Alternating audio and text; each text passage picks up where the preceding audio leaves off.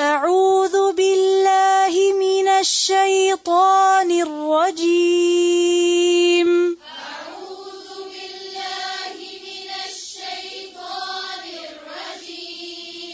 بسم الله الرحمن الرحيم.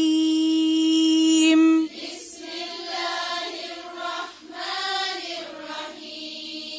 فأزلهما الشيطان عنها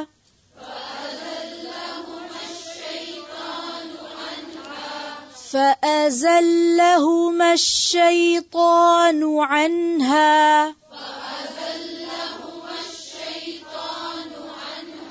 شیطان نون کی جو پیش ہے اس کو اور صحیح سے پڑھیں. شیطان. فأزلهما الشيطان عنها فأخرجهما مما كانا فيه. فأزلهما الشيطان عنها فأخرجهما مما كانا فيه. كانا الف ہے مارک کریں اس کو. فأخرجهما مما كانا فيه.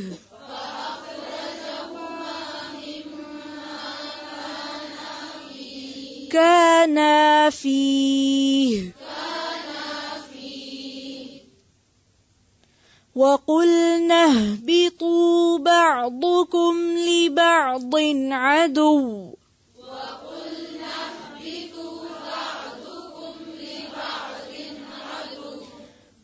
عدو. عدو. وقلنا اهبطوا بعضكم لبعض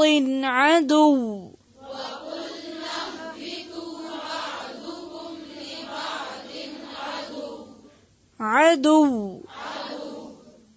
عدو وہ نہیں ہے ٹھیک ہے، جب وقف کریں گے تو ساکن کر دیں گے. عدو. وَلَكُمْ فِي الْأَرْضِ مُسْتَقَرٌّ وَمَتَاعٌ إِلَى حِينٍ.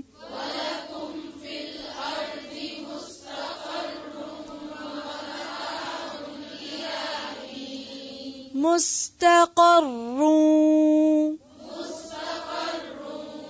ومتاع إلى حين. مستقر ومتاع إلى حين.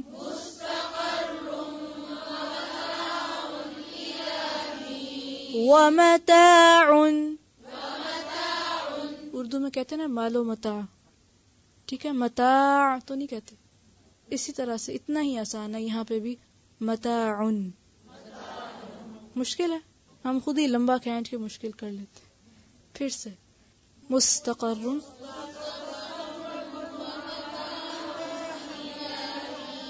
مستقر ومتاع إلى حين.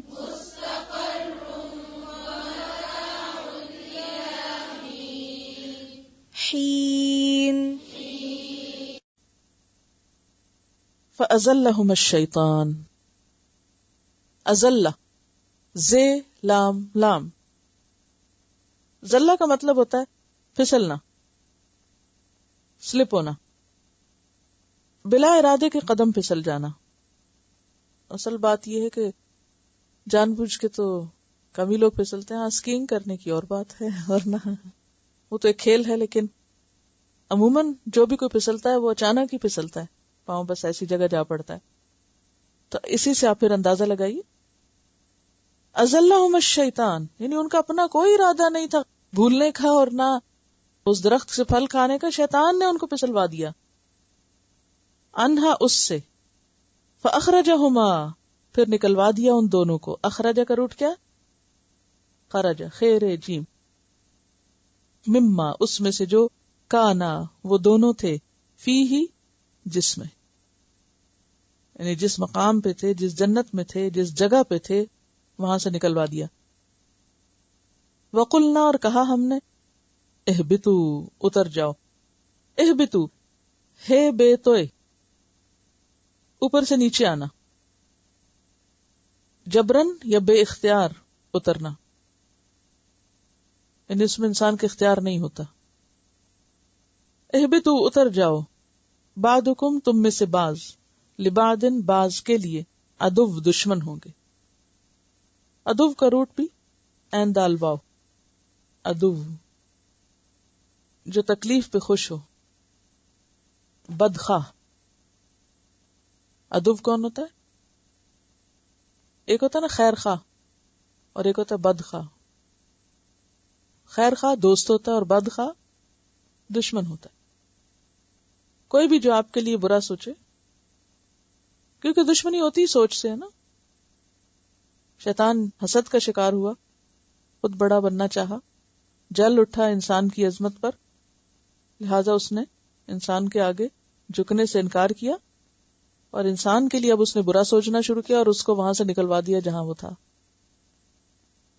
وَلَكُمْ اور تمہارے لیے فی الارض زمین میں مستقر، مستقر قاف رے رے، قر کہتے ہیں ٹھنڈ کو، قرن ٹھنڈ، سردی.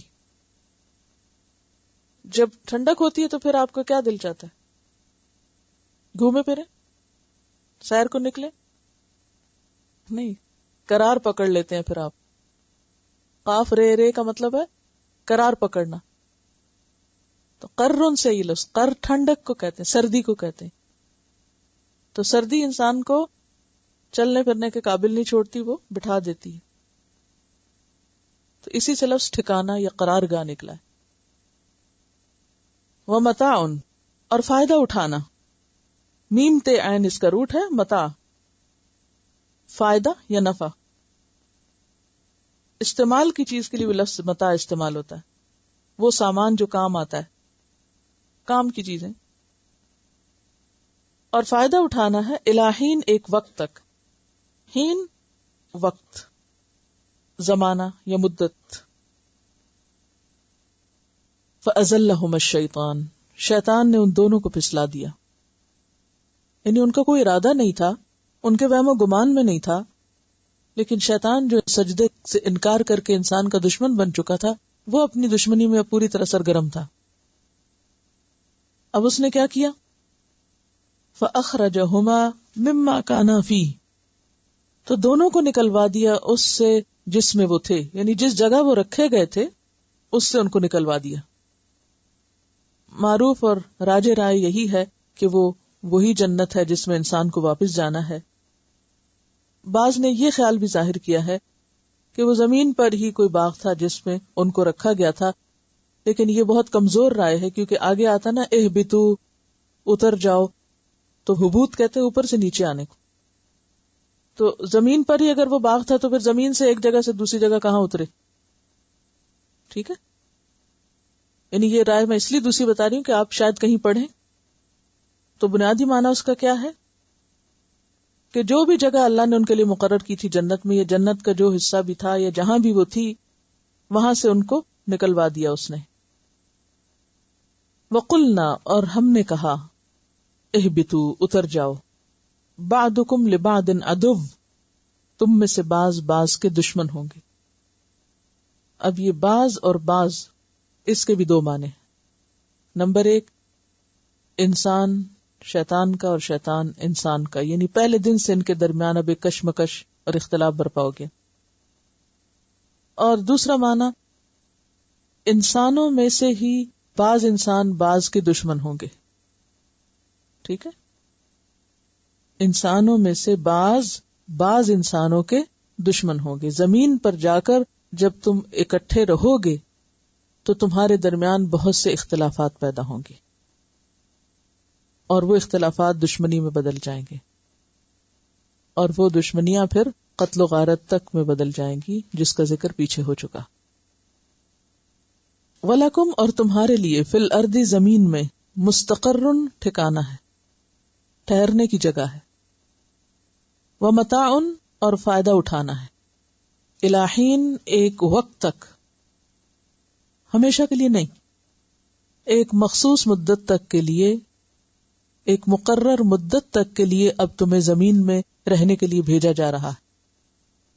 یعنی پہلے ہی دن یہ بتا دیا گیا کہ انسان کا زمین پر مقام کیا ہے، اسے ہمیشہ کے لیے نہیں جانا، اسے ایک امتحان کے لیے بھیجا جا رہا ہے، اس کے ساتھ اس کا دشمن بھی جا رہا ہے، پھر انسانوں کی بھی آپس میں باہم اختلافات اور دشمنیاں ہوں گی، اور ایک شدید امتحان سے انسان کو گزرنا ہوگا. یہ بالکل روز اول بتا دیا گیا جب انسان کو زمین پہ اتارا گیا کہ آئندہ کس سچویشن سے تم کو گزرنا ہے. اب یہاں پر آپ دیکھیے کہ فَأَزَلَّهُمُ الشَّيْطَانُ کا لفظ آ رہا ہے کہ شیطان نے ان کو پھسلایا. اس کی تفصیل یہاں نہیں بیان کی گئی، اس کی تفصیل سورۃ الاعراف میں ڈیٹیل کے ساتھ آتی ہے. سورۃ الاعراف کی آیت 20 میں آتا ہے کہ اس نے ان کو وسوسے کے ذریعے بہکایا تھا. وسوسہ ہوتا ہے دل میں خیال ڈالنا، اور یہ بھی کیسے ڈالا تھا اس کے بارے میں بھی دو باتیں کہی جاتی ہیں. ایک تو یہ کہ سامنے آ کے اس نے کہا تھا، اور دوسرا یہ کہ نہیں دور سے ہی، کیونکہ خیالات کے لیے تو ضروری نہیں ہوتا کہ جو خیالات آپ کے دل میں ڈال رہا ہے وہ سامنے ہی آ کے ڈالے. اور اب تو آپ دیکھیے کہ جو کمیونیکیشن کے ذرائع مختلف ہو گئے ہیں، آپ ایک جگہ بیٹھے ہوئے ہزاروں میل دور سے آپ بات سن رہے ہیں اور آپ اپنے خیالات کو اس کے مطابق یا اس کے خلاف کر رہے ہیں. تو بہرحال جو بھی طریقہ تھا وہ اس میں کامیاب ہو گیا، اور اس نے آدم علیہ السلام اور حوا علیہ السلام کے اندر ان کے دل میں وسوسے ڈالے. کہا کیا تھا؟ وسوسہ تھا کیا؟ قال ما نہاکما ربکما عن ہذہ الشجرہ، تمہارے رب نے تمہیں اس درخت سے کوئی نہیں روکا، الا ان تکونا ملکین، بس یہ وجہ تھی روکنے کی کہ کہیں تم دونوں فرشتے نہ بن جاؤ، او تکونا من الخالدین، یا ہمیشہ رہنے والوں میں سے نہ ہو جاؤ. وقاسمہما، اور ان سے قسمیں کھائی تھی اور کہا تھا کہ انی لکما لمن الناصحین، کہ میں تو تمہارے خیر خواہوں میں سے ہوں، میں تمہارا بڑا سچا دوست ہوں. تو اس سے یہ بھی پتہ چلتا ہے کہ شیطان انسان کے دل میں جب وسوسہ ڈالتا ہے تو اس کے دشمن کی حیثیت سے نہیں، بڑے سچے دوست کی حیثیت سے، اور ایسے انداز سے دل میں خیال ڈالتا ہے کہ انسان اس کو سچ سمجھ لیتا ہے اور پھر دھوکا کھا جاتا ہے. تو انسان کا امتحان ہی وسوسوں پر قابو پانا ہے. یعنی انسان اس دنیا میں اگر کامیاب ہونا چاہتا ہے تو پہلا کام جو اسے کرنا پڑے گا انتہائی اہم، وہ وسوسوں کا مقابلہ ہے، سوچ کی درستگی ہے. کیونکہ جہاں سوچ کا بگاڑ ہو جاتا ہے، جہاں انسان کی سوچ وحی الہی کے تابع ہونے کی بجائے خواہشات نفس کے تابع ہو جاتی ہے یا شیطان کے وسوسوں کے تابع ہو جاتی ہے، وہیں سے انسان کے بگاڑ کا آغاز ہو جاتا ہے، وہیں سے انسان غلط رستے پہ چل پڑتا ہے. اور آپ نے دیکھا ہوگا کہ عموماً عبادت میں، انسانوں کے ساتھ معاملات میں جو مشکل پیش آتی ہے اور جو خرابی ہوتی ہے، اس کا آغاز وسوسے سے ہی ہوتا ہے. مثلا آپ دیکھیے کہ آپ کے بہن بھائی آپ کو کتنے پیارے ہوتے ہیں نا، پھر آپس میں کیوں لڑتے ہیں؟ کہاں سے لڑائی شروع ہوتی؟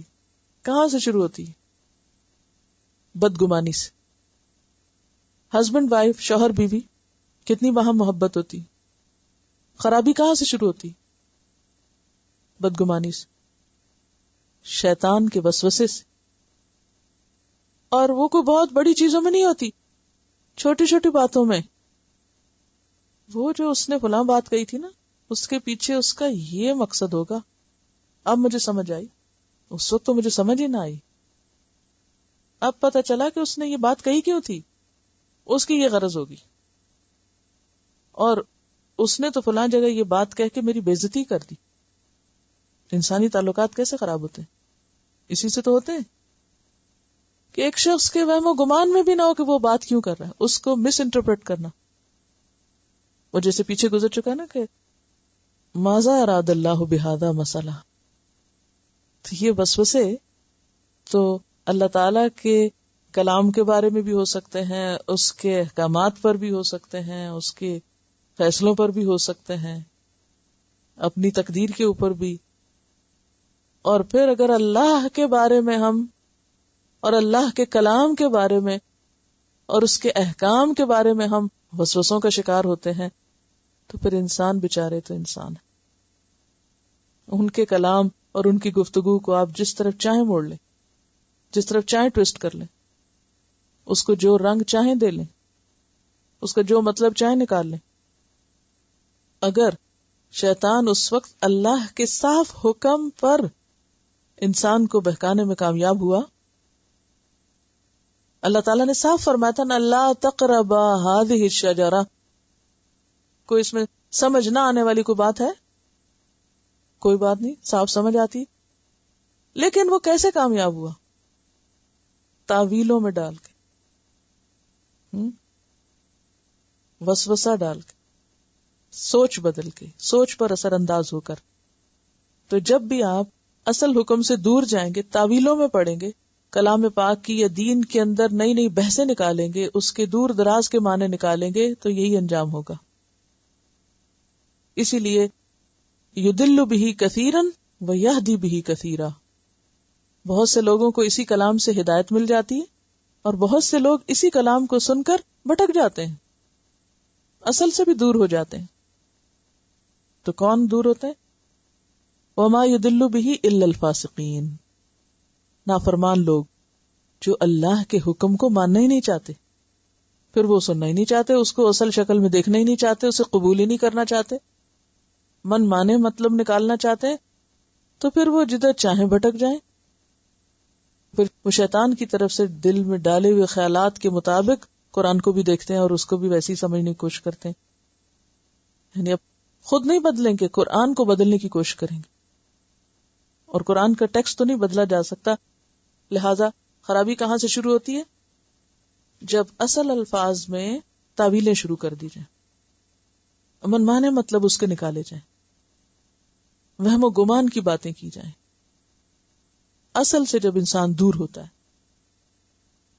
تو فَأَزَلَّهُمَ الشَّيْطَانُ, شیطان نے ان دونوں کو پھسلا لیا. فَأَخْرَجَهُمَا, نکلوا دیا ان کو, مِمَّا كَانَ فِيهِ, جہاں وہ تھے. اس سے ایک بڑی اہم بات پتہ چلتی ہے, اللہ تعالی نے اس مخلوق کے لیے جس کو اس نے سب پر فوقیت دی, عزت دی, بہترین بنایا. لقد خلقنا الانسان فی احسن تقویم, شکل و صورت میں, عقل میں, ہر چیز میں سب سے اعلیٰ بنایا. اس انسان کے لیے ایک بہترین ٹھکانہ یعنی جنت کی شکل میں بنایا, اور اس جنت میں بھیجنے سے پہلے ان کو آزمایا کہ کون اس بات کا ثبوت دیتا ہے کہ واقعی وہ جنت میں رہنے کے قابل ہے. اور اس کے لیے صاف تجربہ کر کے بتا دیا گیا کہ دیکھو آدم علیہ السلام وہاں تھے, شیطان کے وسوسے میں آ کر بھول گئے, اصل حکم سے دور چلے گئے, لہذا وہ جنت سے نکال دیے گئے.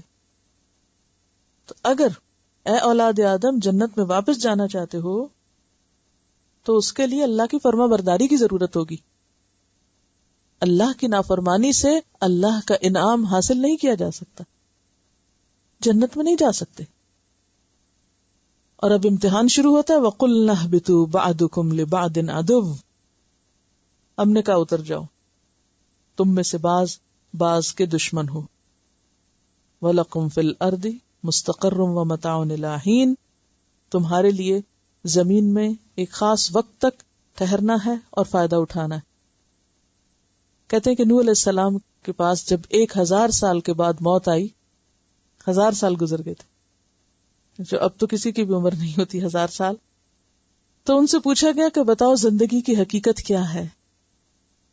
کہنے لگے ایسے گھر کی طرح جس کے 2 دروازے ہوں, ایک سے انسان داخل ہو اور دوسرے سے نکل جائے.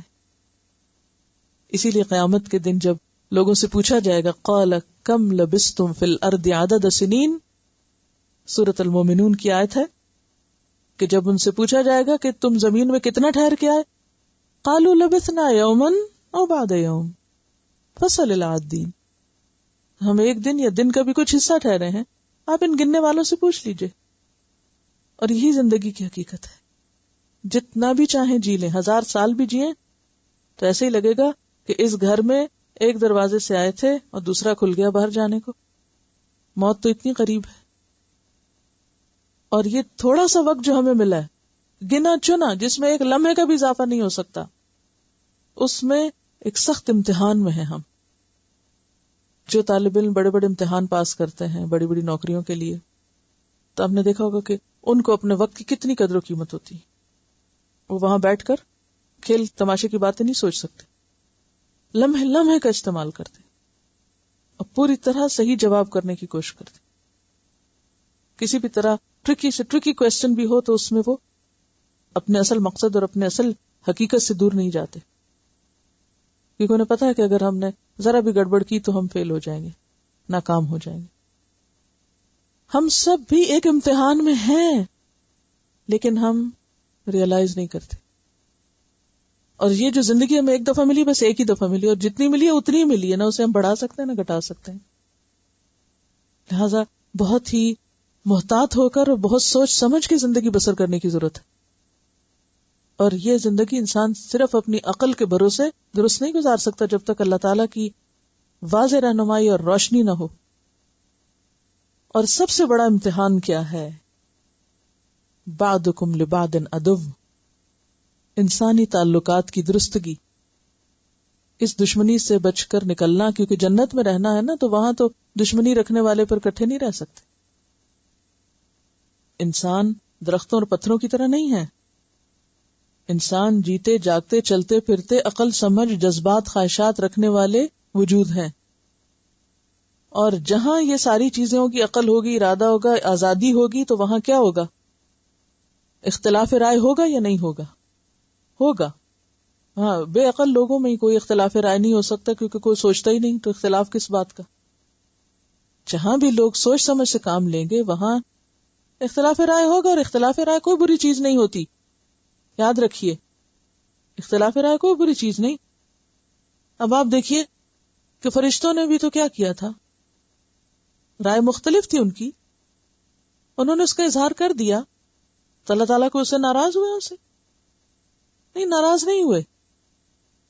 تو اختلاف رائے حدود کے اندر رہتے ہوئے دلیل کے ساتھ، اس میں کوئی خرابی نہیں، اسے برداشت کرنا چاہیے، مختلف نقطہ نظر کو سن لینا چاہیے، اور اگر اپنی رائے کو بدلنا پڑے اور ضرورت ہو تو اس کو بدل دیجئے، اور اگر دوسرا اپنی رائے پہ رہنا چاہے تو اسے بھی اس کی رائے پہ رہنے کی آزادی دیجئے، کیونکہ ہر ایک کو اللہ نے اپنے طریقے پہ سوچنے کی آزادی دی ہے، اور اس کا معاملہ اپنے رب کے ساتھ ہے.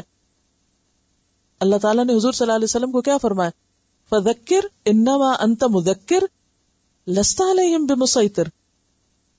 آپ نصیحت کیجئے، آپ کا کام نصیحت کرنا ہے، آپ ان کے ذمہ دار نہیں، آپ ان کے اوپر داروغہ مسلط نہیں کیے گا، کوئی پولیس مین نہیں ہے آپ کہ جبرن کام کرا کے لائیے. آپ بتاتے رہیے، سمجھاتے رہیے، آپ کا کام ہے بار بار یاد دہانی کرانا. تو بات یہ ہے کہ جب تک انسان کے پاس عقل ہے، سمجھ ہے، مزاج کا فرق ہے، سوچ کا فرق ہے، اختلاف ضرور ہوگا. اس سے آپ نہیں بچ سکتے، اور نہ ہی اس کو ختم کرنا مقصود ہے. اور اس کا آغاز حابیل قابیل سے ہو گیا تھا. تو یہ اختلاف انسان کے لیے ایک چیلنج کی حیثیت رکھتا ہے، ایک چیلنج ہے ہم سب کے لیے. اور اس سے یہ پتہ چلتا ہے کہ اس دنیا میں یا اس زندگی میں ہمیں سمودھ اور ہموار اور مرضی کے مطابق حالات نہیں ملیں گے، اونچ نیچ ہوگی، کیونکہ ہمارا واسطہ مختلف طرح کے مزاج کے لوگوں سے ہے. کوئی کسی طرح سوچتا ہے، کسی کو کچھ پسند ہے، کسی کو کچھ اچھا نہیں لگتا. تو ایسے میں ہمیں پھر باہمی ٹکراؤ جو ہے اس کا انتظار کرنا چاہیے. تو انسانوں کے درمیان باہمی ٹکراؤ ہوگا.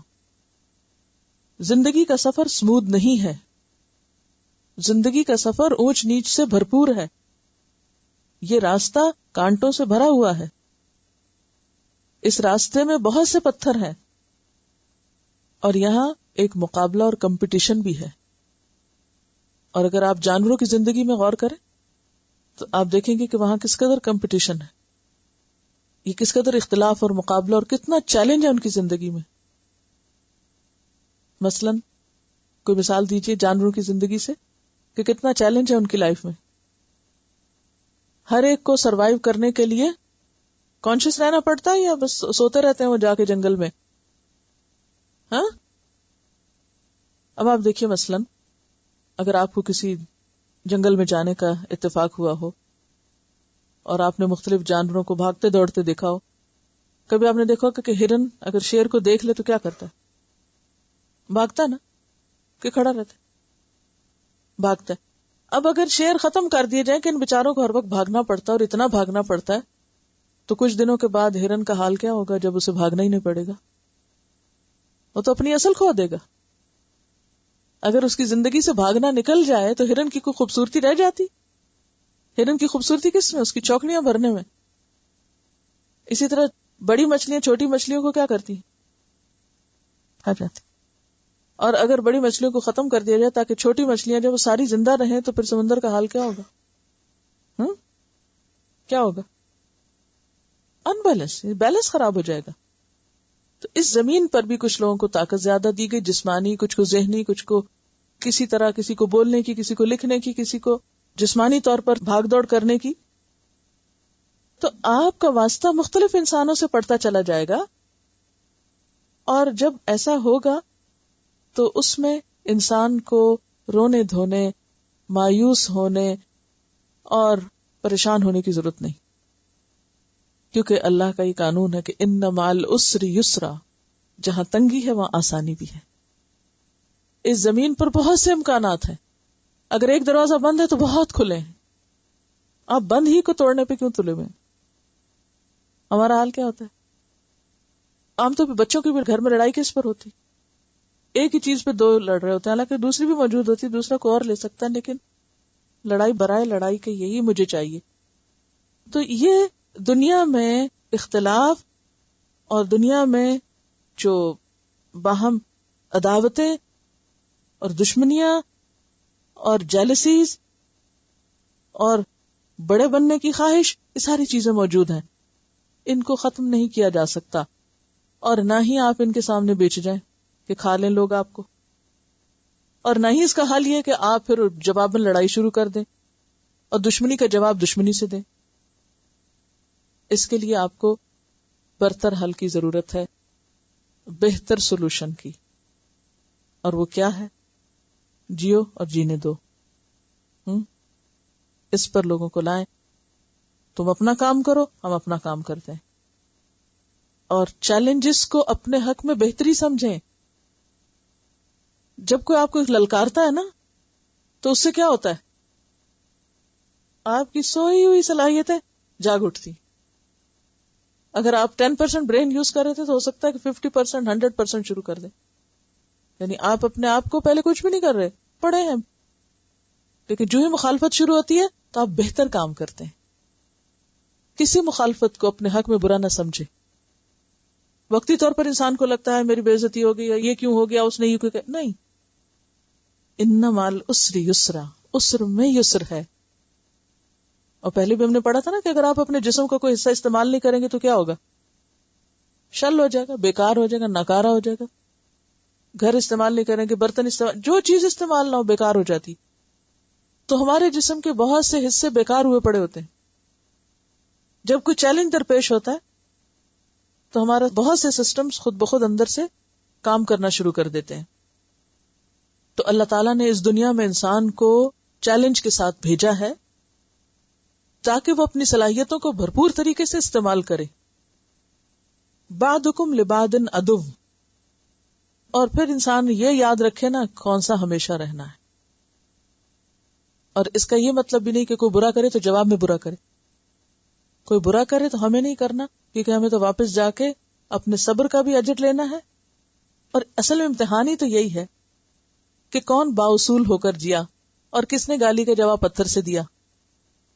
یہی تو امتحان ہے کہ جب اختلافی صورتحال پیش آئے پھر تم کیا کرتے ہو، پھر دیکھا یہ جاتا ہے کہ اب تمہارا رویہ کیا ہوتا ہے۔ تو کچھ لوگ ایجیٹیٹ کرتے ہیں، شکایتی رویہ اختیار کرتے ہیں، الجھنا، جھگڑنا، اور اسی جگہ دوسرے کے ساتھ کھینچا تانی شروع کر دیتے ہیں۔ اس کا اینڈ کس پہ ہوتا ہے؟ وہی یفسد اور یسفک سے۔ فساد اور خون بہانا. اور کچھ لوگ کیا کرتے ہیں، اس کو اوائڈ کر کے جو کھلا میدان پڑا ہے اس پہ اپنا کام شروع کر دیتے ہیں. تو عقل مند وہ ہوتا ہے کہ جو ایسے مواقع پر الجھنے کی بجائے اللہ تعالی کے دیے ہوئے بہترین مواقع کو استعمال کرے.